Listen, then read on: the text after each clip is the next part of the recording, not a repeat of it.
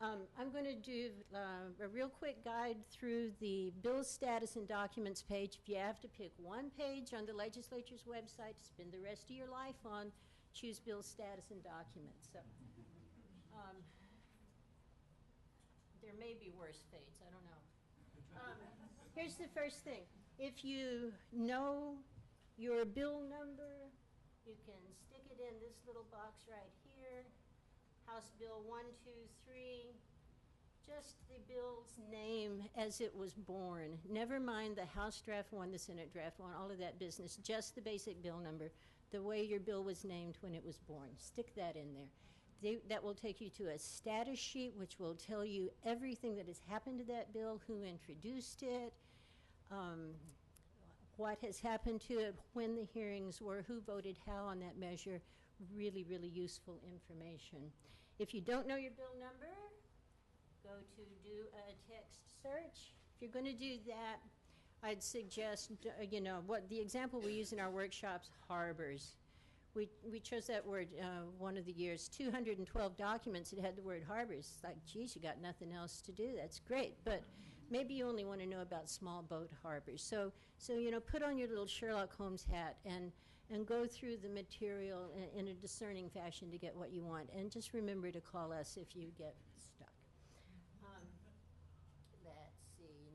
Next, this is that kind of computer I don't know much about. A little further down, regular session hearing notices. Don't write testimony before a matter is scheduled for hearing. Nobody's going to take it from you, and they won't know what to do with it, and it could get lost, and it'll be a tragedy. So if it's in Get Current Hearing Notices, that's your clue that it's time to submit testimony on that. There is a really helpful addition to the Ledge website in the last several years. Existing users sign in. You can go into this area and sign up to receive hearing notices for specific bills or for committees. So that's a tremendous addition in the last few years. Hopefully by next year, our brilliant data systems people will have figured out and have had the time to figure out the way to put up personalized pages for you so that Suzanne can have her page where she's following all of these committees and certain bills and that sort of thing. So look forward to that, but not this current year. In the meantime, signing up to receive hearing notices for your specific bills will be a tremendous addition to your repertoire. Let's see. A little further down, this is the list of lists. This is a wonderful set of documents. You can find out all sorts of historic information here, and you can narrow your searches immeasurably. Where'd it go? Where is first crossover? In 2009, in the first 1 week of the legislature, 3,525 bills were introduced to the legislature. By first crossover, which was 6 weeks later, 737 of them were alive. And so you don't want to be spending your time as the session progresses trying to figure out what's happening with bills that may already have gone maquet. So be mindful that if you go into bills past first crossover, once you have hit that magical crossover, that's when you can start figuring out what the legislature is actually going to be about in that particular year. So start your searches from that sort of place if you're just looking to see what's still active and alive. There's also, there's a list of acts in here, that sort of thing. You can use this same thing to find out what the history of particular things are. List of acts, as measures are passed into law, you will be able to find them there. I could spend about 4 hours on this page. I'm not going to do that. But I just will mention, too, if you want to find out the current law, Hawaii Revised Statutes, there is a helpful addition this year. A new table of contents has been added so that you can find out roughly what parts of the statutes are dealing with particular things. So now I'm just to the natter on and on part of my presentation. When I was trying to figure out what I wanted to talk about today, in my 4-hour speech in 15 minutes, I came across a Margaret Mead quote, and she's always so quotable. And here's the one that it spoke to me. She said, all social movements, and it would apply to any other environmental movements, whatever, all social movements are founded by, guided by, motivated, and seen through by the passion of individuals. And that's what I see here today. And so use your passion, use it intelligently, and use it to change the world to be a better place. In the past, I have been involved in, deeply involved, you're laughing, in certain issues. Yes, I had a partner in crime who's in the audience. It was just a marvelous thing. So, but it was hard. I spent 3 years, day and night, working deeply and passionately and with a lot of people on a particular issue. And there's some things that I learned from that are not specific to any issue but apply to all of them. First thing that I really would like to emphasize is that whatever our issue is, we're the ones that are right. You know, it's like if it's our side, it's truth. If it's their side, it's propaganda. So we're right, and they haven't come around yet, whoever they are. Here's the deal. It's not enough to be right. We also have to be effective. And so how are you going to be effective? Are you going to go into the issue with anger? There's a place for anger, but if your anger is using you rather than you using the anger, then you've lost a lot of ground. So just bear that in mind. Remember that the people they are not your enemies, they are your opponents.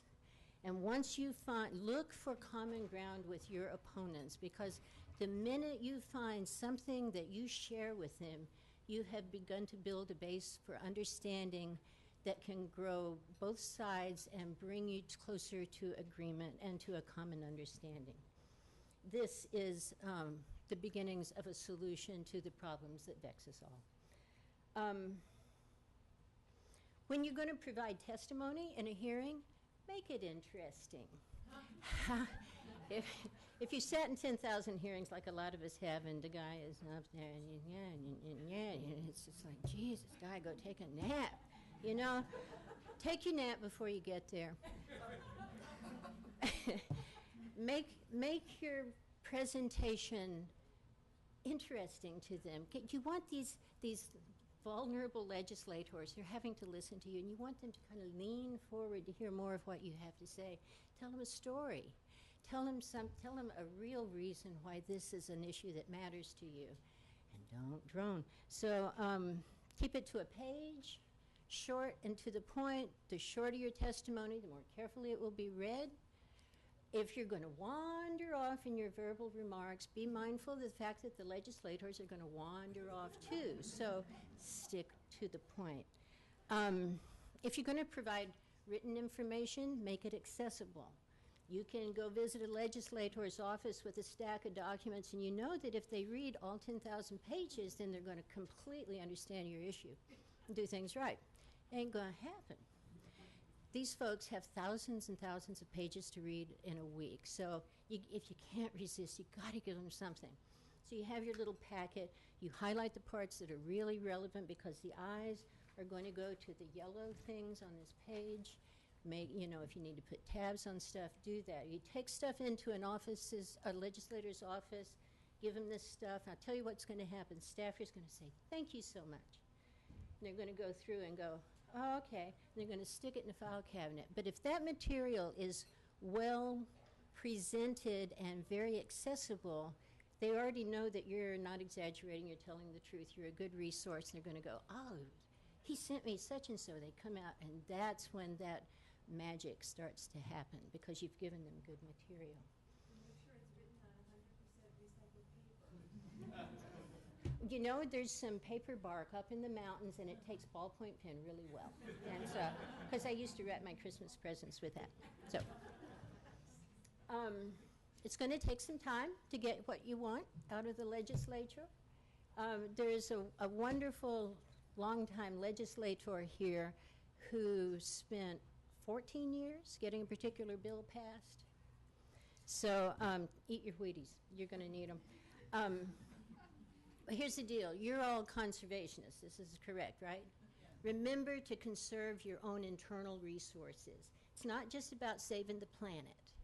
It's about saving yourself for that long haul. And make sure that you work together with other people. I come from farming people in coal country in the mountains of Virginia, and the deal is this. You plant your corn and your beans together if you want both of them to have greater yield. So work with your allies. Work together with people. Find the ways that you can work together to help one another out. You're doing good work. You're doing important, life-changing work, and it's hard. It can really wear you out. So Mother Marinelli's words of advice: have fun. Seriously, have fun. Bring some laughter into your life and to your issue, because that will help you wear it a little more lightly and a little more pleasantly, and it'll make you more fun to talk to by your friends. I'm telling you the truth. It's a true thing. So if I can figure out how to use this little thing, I know I'm running out of time. What do I do it again? Where do I want to go? Where's my, who knows, who put this up here? Help. I'm trying to find my little, what you call it? Bring the tree swing. Tree swing. This is my favorite cartoon in the entire world. It's coming up here in just a minute. And it's funny to me. I've been looking at this cartoon for about 12 years. And it's still funny to me. And you can see it's just a model of laughter, isn't it? Yeah. We're working on this. Yeah. How a bill really becomes a law. You may have seen this cartoon already, but spend a few minutes taking a look at this thing.